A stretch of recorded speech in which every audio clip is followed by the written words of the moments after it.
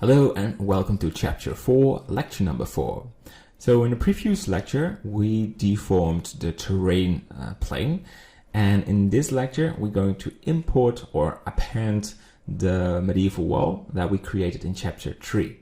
So by doing that, you go to File and go to Append. So you can see Link and Append. And the difference is when you link an object, you will have your model, but you cannot edit it. The reason you do this is there is some improvement in your viewport for optimization. So it's fast. But when you append, you have the full model and you can change the material, the mesh. So you have way more freedom because you have the actual model. So because we're not going to create a huge scene, but just a small grassy environment, we go for append, so we can link or copy the model from the chapter 3. So it's very important you save your work so we can append it. Click, we have to find, we go to chapter 3 where you saved your model or the blend file. And let's go back. So find your saved scene, you double click, and then you can see all these folders and find collection.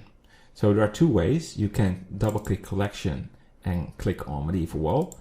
But if you named your object correctly and you have just a couple of objects, you find your medieval wall. The difference is that if you're doing it this way, so you copy from the object, you won't copy the full collection. And if you do it from collection, we'll get the collection with you. So let's append it from the object. So we only get the medieval wall. All right, there it is. So let's put this in the building collection and we're good. So go to the top view and shift scroll to move the viewport and press G and put it on the hill.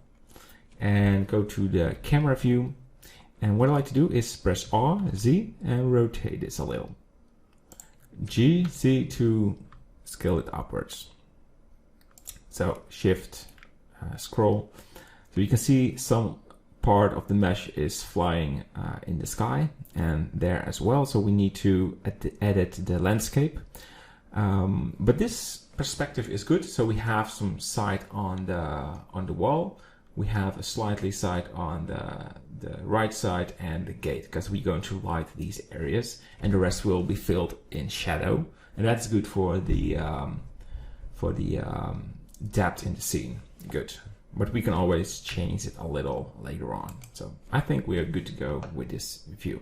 So go to the top view, control point and scroll, shift scroll. So we have this area in the middle of our viewport. Left click on the terrain, press tab, click on the nearest vertex where this part of the medieval wall is floating and press G. And be aware you are still in proportional editing. So scale this so it's now touching the wall, and same for this area. Something like this, but it's already good. Great. So I'm happy with what we have in the scene. And I like to add a sunlight for the lighting. So go to add. And we have to find the light, the sun, go to the front view, you have your lamp over there, sun lamp, press G, so we have it, it's facing downwards, so open the settings, and let's go to item and rotate this, and I want something like 60, an angle of 65, let's make this 65, right.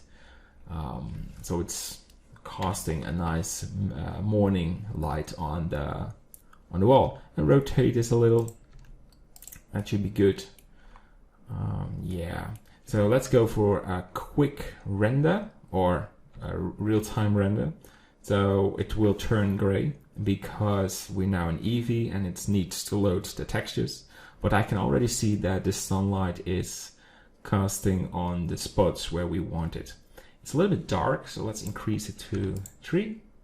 It's much better. And I want to change the environment light to sky. And later on we will add an HDRI image, but for now we just want the sky texture. This is very bright, so go for 0.2.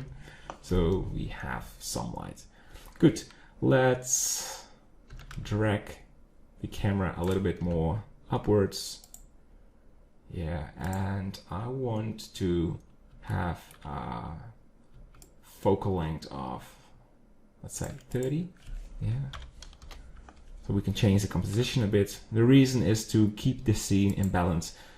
And what is balance? It needs to be right shaped. So we have a nice curvy, heavy object right there. That's the medieval brick. And we have the terrain. Let's go back to soft mode. So we have some heavy weight in the foreground and right there, and that keeps the scene a little bit in balance. So it feels good for the eyes.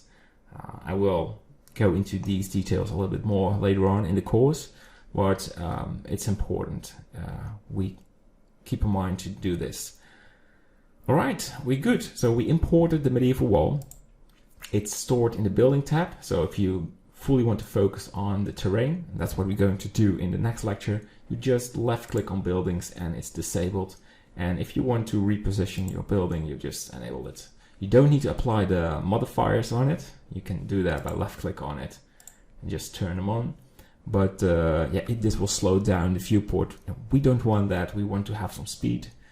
All right. Okay. So this is it for this lecture. See you in the next one where we will add a terrain material. All right. Bye-bye.